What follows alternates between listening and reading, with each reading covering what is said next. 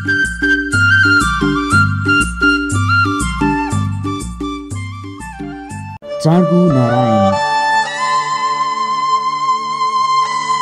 करिब 4000 वर्ष पुरानो मन्दिर। काठमाडौँबाट झन्डै 22 किमि यात्रा पश्चात पुगिने यो लिच्छविकालीन मन्दिर उपत्यकाकै सबैभन्दा प्राचीन मन्दिर हो।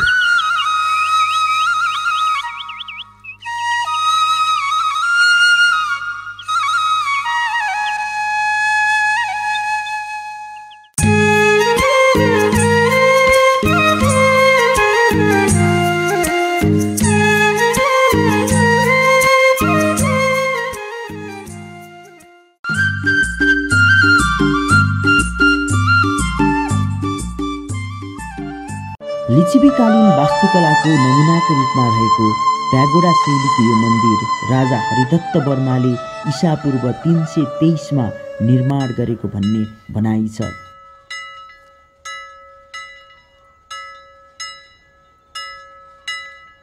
चाँगुनारायण मन्दिरको निर्माण राजा हरिदत्त वर्माले गरेका भए पनि लिच्छविकालीन अर्का राजा मानदेवले विक्रम सम्वत 521 मा चाँगुनारायण मन्दिरमा गरुडको मूर्ति स्थापना गराई अभिलेख राख्न लगाएका थिए। त्यही शिलालेखबाट नै नेपालको प्रमाणिक इतिहास सुरु हुन्छ। मन्दिरका वरिपरि रहेका विभिन्न मूर्तिहरू अझै साँची छन्। हामी मूर्तिकलामा कति निपुण र धनी छौँ भनेर।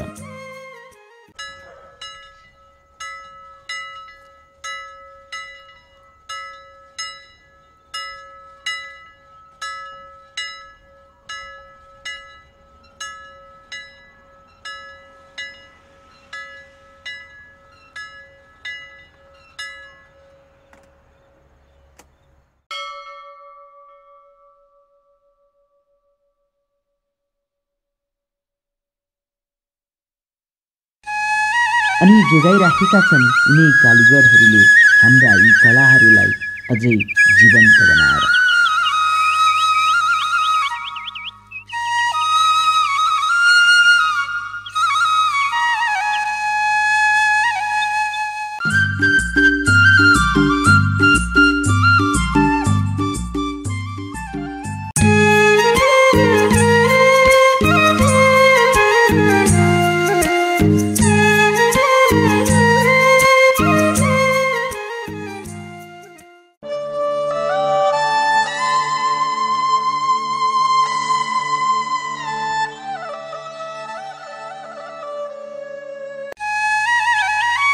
पटक पटक जीर्णोद्धार हुँदै आएको यो मन्दिर वरिपरिका संरचनाहरू विक्रम सम्वत 2072 वैशाख 12 को महाभूकम्प पश्चात अझै पनि संरक्षण र जीर्णोद्धारको प्रतीक्षामा छन्।